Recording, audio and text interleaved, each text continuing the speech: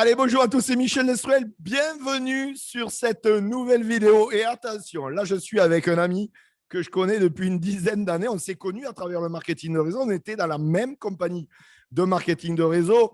Il est parisien, d'origine sénégalaise, les amis, mais surtout, il vit depuis une dizaine d'années au Québec, enfin à Montréal. Tu es à Montréal, c'est ça, je ne dis pas de bêtises. Euh, Montréal, au, Québec. au Canada, voilà, depuis plus de 10 ans maintenant.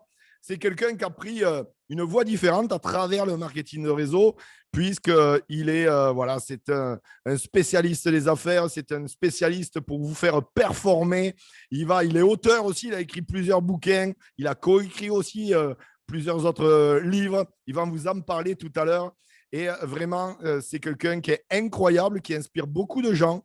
Et aujourd'hui, c'est vraiment un plaisir. Moi, je veux dire, on se connaît depuis un moment, on a fait beaucoup de webinaires ensemble, de choses ensemble. C'est quelqu'un que j'apprécie énormément et je suis sûr qu'il va vous apporter du contenu de valeur aujourd'hui.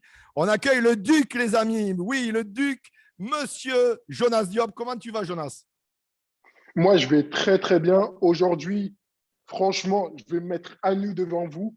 Donc, comme on dit, il n'y a pas de question qui est bête. Il y a juste des réponses stupides. Donc, je vais pas de filtre, straight to the Génial. point. Et là, mon but, c'est vraiment de partager avec vous. Alors, si tu peux d'abord voilà, te présenter un petit peu, tu vois, qu'il y a des milliers de gens qui vont voir cette entrevue. Et je sais, je te connais, je sais que tu vas apporter la valeur de fou et surtout que ton profil va impacter beaucoup de gens. Tu peux nous raconter d'où tu viens, ton histoire un petit peu? OK. Donc, moi, Jonas Diop, je viens de la région parisienne, du Val-de-Marne, et je viens d'une famille monoparentale. Pourquoi c'est très important? C'est que chez moi, personne ne travaille pour un patron. On est tous en affaires. J'ai deux grands frères et une grande sœur. Et ma mère a toujours eu ses business. Donc, voilà, elle était propriétaire de 3 salons de coiffure, une parfumerie. Donc, elle était commerçante. Elle faisait beaucoup d'argent, si ce n'est que peu dire. Et moi, je suis né le dernier. Je suis le dernier. Je suis le Benjamin de la famille. Et je suis né au mauvais moment. C'est quand elle perdait ses commerces, quand il y avait beaucoup de stress. Donc, moi, j'ai connu vraiment l'huissier venir à la maison et reprendre les meubles. Prendre les meubles, je dis reprendre, c'est même pas lui. Prendre les meubles, prendre, C'est ça. prendre les choses. Et on me dit, comment ça se fait que tu sois lancé dans le business, dans le MLM, dans l'entrepreneuriat? On a ça dans le sang, mais quand tu te lances, parfois, tu te lances juste pour avoir ce que les autres ont.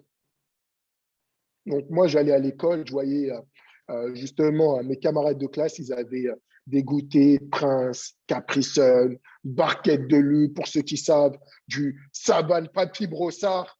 Et toi, tu arrives, tu n'as pas forcément ces goûters, tu vis une réalité qui est différente.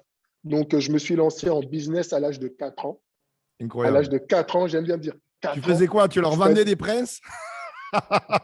même pas, même pas, même pas. À l'époque, il y avait les billes, il y avait les POG. Ah oui, oui, c'est vrai, c'est vrai, c'est vrai, je me rappelle de ça. Moi, j'arrivais avec justement mes billes, je gagnais des calots, des boulards, etc. Je revendais des billes contre des goûters. Tu avais ça dans le sang déjà, c'est incroyable. Voilà, j'arrive, tu viens, tu joues avec moi, je gagne des billes. À la fin, j'ai un gros sac de billes. J'arrive, je dis qui veut des billes, etc. Je revendais les billes. Je revendais les cartes aussi, Dragon Ball, Pokémon. Tout ce qui se passait entre mes mains, je revendais. Donc, j'ai toujours été le middleman et celui qui comprenait aussi le marché. Et ça me permettait, à l'âge de 4 ans, d'avoir des goûters, donc d'avoir mes capricènes, etc. Mais ça me permettait aussi de toucher un petit peu d'argent. Donc, parfois, j'avais 10 francs par jour, 20 francs. Donc, à l'âge de 4 ans, À 4 ans, c'est très bien. Hein. 10 francs, 20 francs par jour, il y en a, ils ne les avaient pas, donc bravo. mais c'est ça, la première fois que je suis arrivé, je suis rentré avec des baguettes et tout ça. Ma mère, elle a déboulé sur moi. Ouais, qu'est-ce qu'il y a? Tu voles, etc. Non, je lui ai expliqué ce que je faisais. Elle m'a dit, OK, bah, continue. Et ça a Génial. continué de fil en aiguille. Ah, c'est incroyable. Et donc, du coup, tu t'es lancé dans l'entrepreneuriat super jeune. Bon, l'exemple de ta famille, ta mère, puis surtout, moi, je pense que quelque part, c'est des choses qui arrivent, mais ça arrivé à beaucoup de gens, dont à moi, donc je peux comprendre. Quand tu fais banqueroute, c'est pas évident. Mais je pense que ça t'a donné aussi l'image que rien n'est jamais acquis et qu'il faut toujours aller de l'avant, se battre au quotidien, etc. Et toi, cet état d'esprit que tu entretiens au quotidien, est-ce que tu peux un peu nous partager c'est quoi ta routine de travail? C'est quoi comment tu entretiens ce mindset de champion? Mindset de champion, je vais vous dire une chose, c'est que je ne suis pas un champion. Je ne suis pas un champion et quand vous lisez mon livre, maintenant ou jamais, je vous montre que je ne suis pas un champion. Par contre, j'ai une volonté qui a toute épreuve et j'ai une obsession. Je suis quelqu'un d'obsessionnel. Ça, c'est un autre game.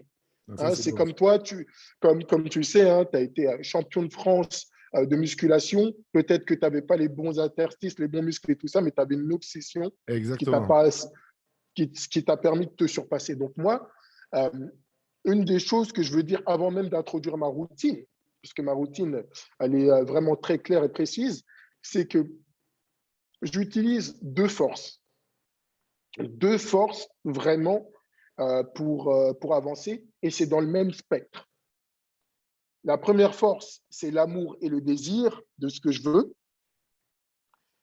Et la deuxième force, c'est la colère et la haine. Et il y a beaucoup de gens qui sont là et qui essayent d'éluder cette question de colère et de haine parce qu'ils pensent que c'est forcément mauvais. Mais le but, c'est de devenir un alchimiste. Et Ouais. quand je dis Paolo Coelho. l'alchimiste, exactement, l'alchimiste transforme du plomb en or. Nous, on va transformer le venin en nectar. Magnifique. Donc, on transforme le venin en nectar. Et pour ce faire, c'est qu'il faut avoir une drive. Et les gens qui ont changé la donne dans ce monde, c'est des gens qui ont une drive. On parle de Martin Luther King, on parle de Malcolm X, on parle de Mère Teresa. Ils avaient un amour pour leur communauté, pour les gens, mais ils avaient une haine de quelque chose. Mère Teresa, la haine de la pauvreté. Martin Luther King, Malcolm X, ils avaient directement la haine de l'injustice. Mm. Et c'est ça qui me drive. Donc, je suis obsessionnel et quand j'ai mon obsession, c'est-à-dire que je m'impose d'être le plus dur des patrons sur moi-même. C'est de la discipline, c'est une éthique. C'est-à-dire que moi, j'ai une application que je partage tout de suite. Hein. Tout de suite, je vous donne de l'or. Moi, je suis sur iPhone. Il y a une application qui s'appelle Today. Today. Today. Et là, ouais, Tu peux Today, l'approcher un petit super peu bien. plus, approche-la un petit peu plus, qu'on voit. Vous voyez, Today, c'est très simple, sur Apple Store. Génial. Voilà, très simple. Et là-dessus, tout simplement, j'ai l'ensemble des choses que j'ai à faire. Donc, et j'ai mes rappels. J'ai mes Génial. rappels, j'ai ma routine. Donc, quand moi déjà, je me lève tôt. Le monde appartient aux gens qui se lèvent tôt, mais c'est aussi par rapport à ma concurrence. Si ma concurrence se lève à 7 heures du matin et moi, je me lève à 5 heures du matin, j'ai 2 heures d'avance sur ma concurrence. Exactement. Donc, se lever tôt, première chose que je fais quand je me lève, je prends mon téléphone et je ne prends pas mon téléphone pour le regarder. C'est que tout de suite, j'ai une autre application qui est extraordinaire que je vous donne qui s'appelle Wellness Coach. Celle-ci là, Wellness Coach, je Ouais, rapproche ouais, nickel. et tout de suite, je lance directement ma méditation. 7 à Génial. 8 minutes de méditation. Donc là, j'arrive, je manque, j'ai ma méditation, je relaxe, j'inspire, je respire, je suis détendu. Ensuite, qu'est-ce que je fais? C'est que je prends un verre d'eau. Pourquoi? Parce que Verre d'eau fraîche. on sait, ouais, verre d'eau fraîche, parce que quand on sait que quand on dort 8 heures, etc., on arrive, on est déshydraté. Il y en a qui disent, ah, j'ai mal à la tête, j'ai besoin de café. C'est que tu n'as pas besoin de café. Tu as besoin d'oxygénation. Et l'oxygénation vient avec l'hydratation. Et les gens, ils vont prendre du café parce que le café, ça dilate les vaisseaux sanguins dans le cerveau. Donc, ça améliore l'apport en oxygénisation. Mais par contre, qu'est-ce que ça fait? C'est que ton système nerveux, il est excité d'un coup. Donc, Exactement. prenez un verre d'eau, la base. Ensuite, j'arrive, je vais arroser directement ma plante et je lui parle à ma plante et ensuite, je me parle. Donc, j'admire la beauté de ce monde et je me parle à moi et j'ai mes affirmations positives. Donc, moi, j'ai une liste d'affirmations positives et là, je récite. T'es bon, t'es fort, tu performes aujourd'hui, tu as de l'énergie et c'est ça que je rapporte directement comme énergie et mon système neuronal évolue, change. Je mets un pattern dans ce système neuronal pour qu'il performe. Ensuite, qu'est-ce que je fais? C'est que je prends le temps de visualiser toute ma journée. Je prévois ma journée, je prévois les imprévus. Donc, j'ai mon process de visualisation, il est de 5 minutes. Je fais un petit peu d'exercice et d'étirement pour m'échauffer, évacuer. Et ensuite, qu'est-ce que je vais faire? C'est que je vais prendre ma douche. Moi, j'adore prendre ma douche, mais je vais vous donner quelque chose pour prendre une bonne douche. Première chose, vous allez prendre une douche froide pour réveiller votre système nerveux. Et deuxième chose que vous devez faire, c'est que si vous prenez une douche, il y a des gels douche avec du sel d'Epsom. Le sel d'Epsom, dedans, il y a du magnésium. Le magnésium aide à la récupération. Donc, il y en a, c'est pour ça que les bains aussi sont bons parce qu'il y a Ouais. aussi dans les sel d'Epsom. Donc, ça, c'est une chose que je fais. Donc, moi, je prends un certain gel douche, je sors de ma douche et là, ensuite, je vais checker directement les mails. Une chose à faire, vous pouvez aller directement dans votre mail. Moi, je suis sur Gmail et j'ai activé directement dans les paramètres une fonction qu'à chaque jour, à 5 heures du matin, ça me donne directement l'ensemble de ma journée, le compte rendu de ma journée, directement, qu'est-ce qui va se passer dans la journée. Donc, je vois ce qui va se passer et en même temps, je viens, je trie mes mails. Une fois que je trie mes mails, qu'est-ce que je fais? C'est que je passe directement aux appels. Les appels de la journée, boum, et j'envoie les textos. Et mon but, à le finir, c'est que je dois finir la journée avant l'heure de 11 heures. Donc là, j'ai déjà fini ma première journée. Oui, parce que déjà, en plus, tu t'es levé très tôt. Tu te lèves à quelle heure? Parce que je Exactement. sais qu'à mon avis, il y en a plein parce qu'on leur dit de, pas, de se lever tôt, mais des fois, pour certaines, tôt, c'est midi. Tu vois. Donc, c'est quoi pour toi tôt? Donc, tôt, waouh, je vais répondre parce que là, tu m'as posé une colle. Est-ce que je te dis comment je me lève réellement ou est-ce que je te dis comment je me levais? Ah ben, dis-moi les deux, dis-nous les deux, ça va les intéresser, Ok. ça c'est sûr. En ce moment, je travaille énormément, énormément, énormément. Donc là, je me lève à 6h30. Ouais. Sinon, I'm used to, je suis habitué à me lever à 3 heures du matin. En fait, avant la pandémie, avant qu'ils ferment les gyms et tout ça, moi, à 2 heures, 3 heures du matin, si vous me suiviez sur les réseaux sociaux, j'étais déjà au gym. Et ouais, parce qu'en plus, à Montréal, depuis avant bien même avant certains clubs français, les gyms ils sont ouverts 24 heures sur 24 pour certains. Et voilà, et à 3 heures du matin, je performe, je Mm. faisais mes choses, boum, je retournais. Après, j'arrivais, je prenais un petit déjeuner, je dormais, je me réveillais ou autre. Mais là, je suis dans une autre facette parce que là, je change mes horaires. Je fais aussi le jeûne intermittent en ce moment. Et ça, c'est très bien. Ça. Donc, le jeûne intermittent, voilà, je purge, mais c'est ça. Et ma routine, c'est aussi que j'ai une routine où j'incorpore deux choses qui sont essentielles pour moi, l'hydratation et la méditation. Donc, plusieurs fois par jour, je vais faire des breaks pour prendre de l'eau et directement pour méditer. Et j'ai aussi une routine directement, encore sur Today, une routine quand je vais directement aller dormir. Donc, moi, les écrans, je les arrête quand même 1 heure à 1 heure et demie avant. Ouais, très bien.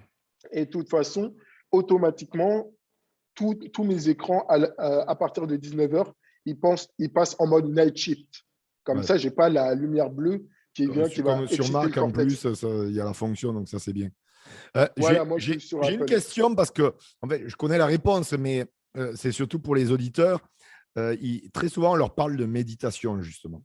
Est-ce que tu peux leur Mhm. expliquer, voilà, qu'est-ce que ça va leur apporter? Bon, déjà, pourquoi toi tu le fais, mais qu'est-ce que ça va leur apporter qu'ils comprennent qu'on ne leur dit pas de faire la méditation pour le fun de leur dire de faire la méditation? C'est qu'il y a un réel besoin et une réelle valeur ajoutée derrière qui va se produire.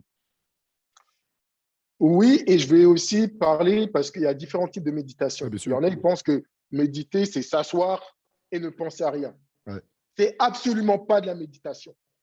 Justement, le but de la méditation, c'est de se comprendre et comprendre son intérieur et comprendre son schéma de pensée. Donc, il y a plusieurs types de méditation. Il y a les méditations silencieuses, il y a les méditations guidées où il y a une personne qui vous parle Mm. et qui vous fait des exercices, où il y a même les méditations où vous vous concentrez sur un objet. Vous pouvez vous concentrer sur une bougie ou autre. Maintenant, les aspects bénéfiques de la méditation. Ça nous permet de retrouver de la clarté, vraiment de la clarté, et aussi du discernement. Le discernement, c'est la capacité à faire de bons choix. Parfois, on est toujours sur le mode alerte, alerte, alerte, alerte, alerte. On n'arrive plus à discerner quel choix on doit faire. Mm. On n'arrive plus à écouter son propre instinct. Et Donc, écoutez ça, bien c'est ce une qu'il vous chose. dit, parce que vous savez que l'un des 3 points pourquoi les gens échouent, justement, c'est qu'ils prennent les mauvaises décisions. Donc, la méditation, vous voyez, comme vous dit Jonas, c'est une clé vraiment importante pour savoir prendre les bonnes décisions au bon moment. That's it. Exactement. Deuxième chose, ça permet tout simplement de déstresser le corps. Le corps, qu'est-ce qu'il fait? C'est qu'il somatise. La somatisation, c'est que le mindset, l'état d'esprit est traduit sur notre corps. Parfois, on est tendu, etc. Qu'est-ce qui fait le système nerveux? Il se tend. Donc, si vous avez, par exemple, de la douleur dans les épaules, ça, c'est le poids des responsabilités que vous avez. Il y en a, ils ont de la douleur dans maintenant les maux dos, dorsolaire et tout ça, tellement qu'ils sont accablés de travail. En fait, ils ont un poids directement. Donc, la méditation permet de relâcher. Et moi, la méditation, ça me permet aussi de vraiment être focus sur ce que je dois faire. Je fais OK, là, OK, donc là, ça fait le discernement, je fais mes choix. OK, ça, je délègue. Ça, je vais m'en occuper. Et on connaît tous la matrice d'Eisenhower, ce qui est important, urgent, etc. Donc, ça me permet de focuser pas sur ce qui est important, urgent, mais sur ce qui est important et ne pas rentrer dans l'urgence. Donc, ça, c'est les bénéfices vraiment de la méditation. Et moi, je ne comprends pas les gens qui ne méditent pas, en fait. Et Tout je le monde pense qu'il y a médite. beaucoup de gens qui ne méditent pas justement parce qu'ils n'ont pas compris qu'est-ce que ça pouvait leur apporter, tu vois. Tu sais, moi, je médite depuis peut-être presque 20 ans. Et heureusement, parce que sinon, vu que j'ai un trop plein d'énergie, à mon avis, ça n'aurait pas, ça aurait pas fait, ça aurait pas bien terminé. Tu vois. Et ça a changé ma vie. Mais les gens, très souvent, je me rends compte que d'une part, il y a plein de gens qui pensent que c'est pour c'est des trucs de perché, alors que pas du tout. Voilà, c'est les gens qui pensent que c'est pour des trucs pour des perchés, pour des perchés, vous voyez ce que je veux dire? C'est les gens qui ne savent pas pourquoi, en fait, qu'est-ce que ça peut vous apporter vraiment comme valeur ajoutée dans votre vie, la méditation. Et je suis d'accord avec toi, aujourd'hui, je ne comprends pas moi non plus pourquoi les gens ne méditent pas, parce que ça peut littéralement changer leur vie. Ça change leur vie. En plus, ça ralentit le processus de Ouais, vieillissement. ouais, Donc, là, il n'y a que des bienfaits. Et en fait, les gens, ils ne prennent pas du temps de faire du bon temps pour eux. exactement.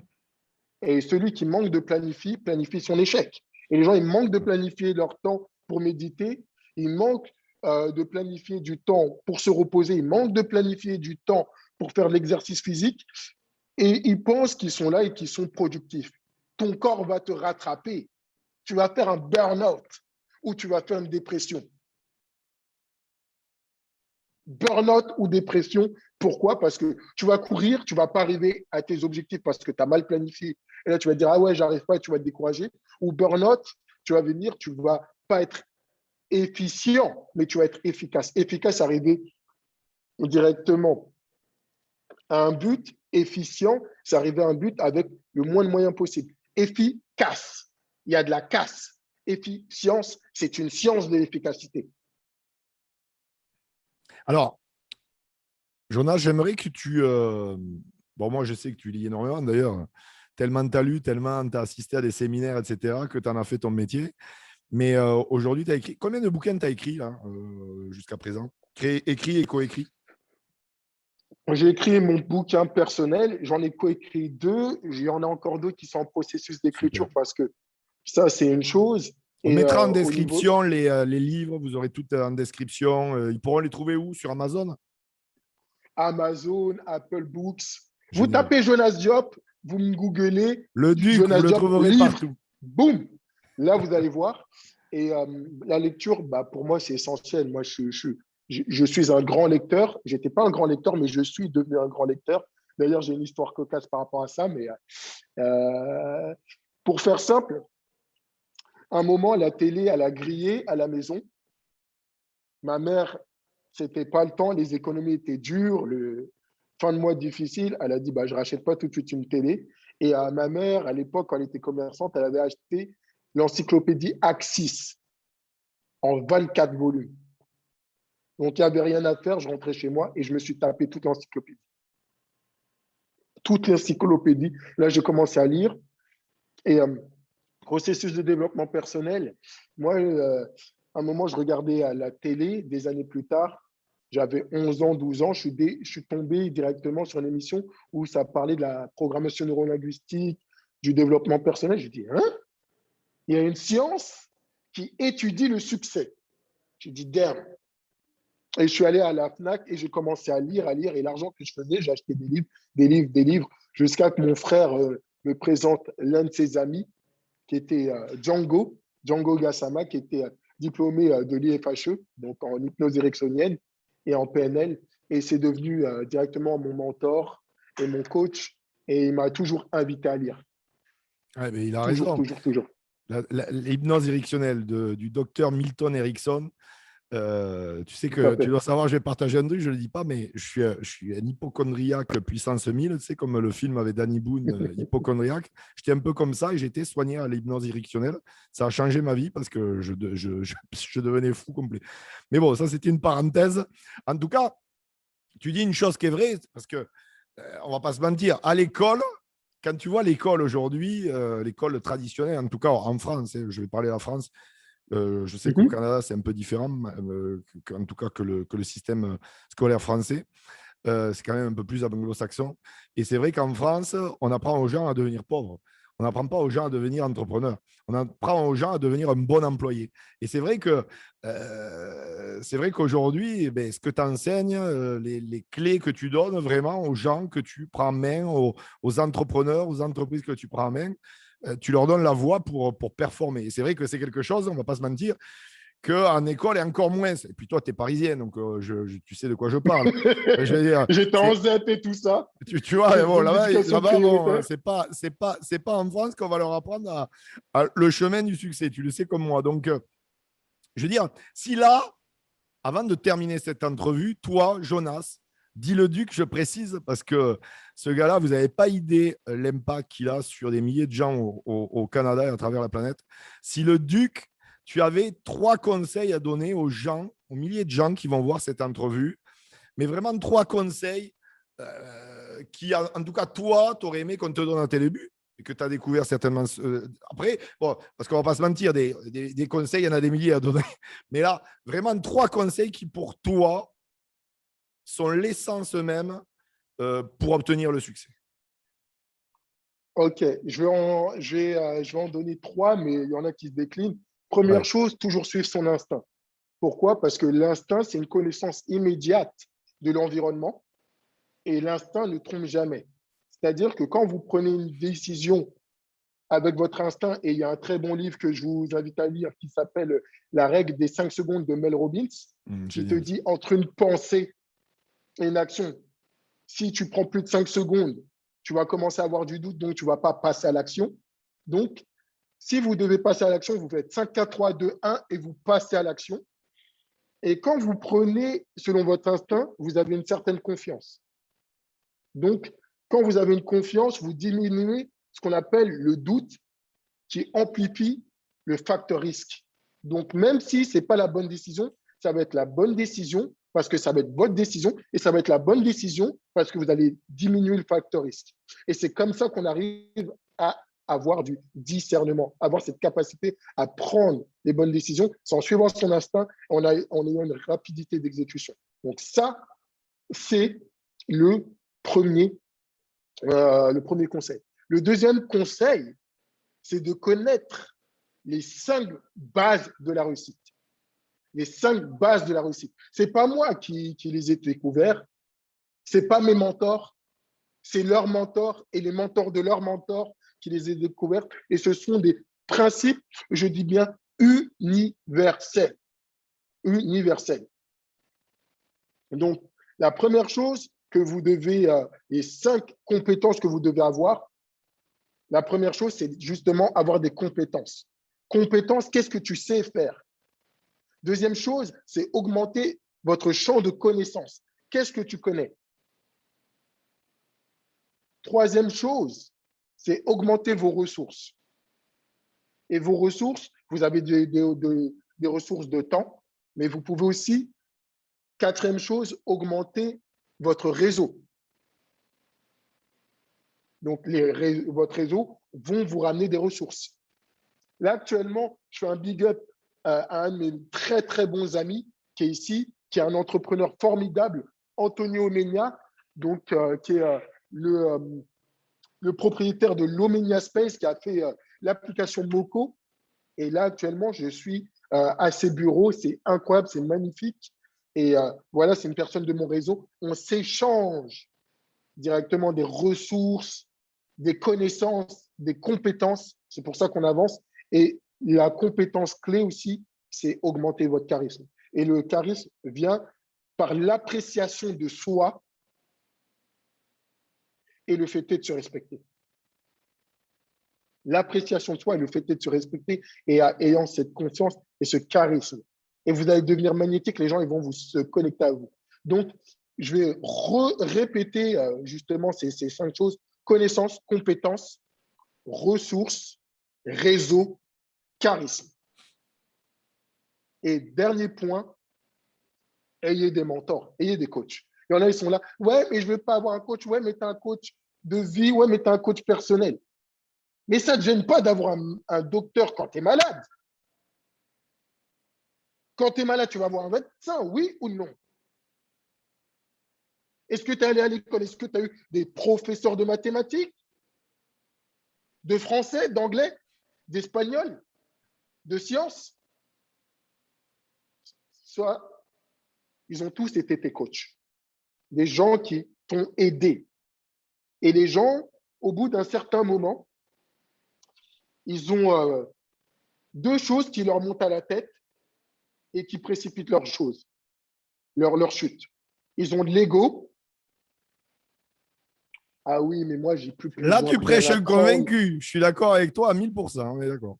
Je vais gonfler la poitrine. Oui, mais je sais mieux que toi. Je sais. À partir du moment où tu dis je sais, c'est que tu commences à désapprendre. Exactement. Et deuxième chose, ils sont dans le déni. Ah ouais, mais non, mais c'est pas moi. Non, mais c'est l'autre. Prenez vos responsabilités. Allez voir quelqu'un qui va vous aider. Allez voir quelqu'un qui a une vue différente, quelqu'un qui va optimiser, quelqu'un qui va vous faire du feedback positif, quelqu'un qui veut vous bien, quelqu'un qui va vous tenir accountable, où vous allez avoir un engagement et là, vous allez performer. Tu dis une chose, Jonas, qui est intéressante, l'ego. Et c'est vrai qu'il y a une question que beaucoup de gens devraient se poser, beaucoup de gens qui ont de l'ego, il y en a beaucoup, tu es d'accord avec moi, sur ce point, c'est horrible et c'est ce qui les empêche d'avoir d'ailleurs du succès très souvent. Mais un gars comme Bill Gates, qui est l'homme ou qui a été l'homme le plus riche de la planète ou qui est toujours, enfin bon, on n'est pas là à batailler sur ça, son mentor, c'est Warren Buffett.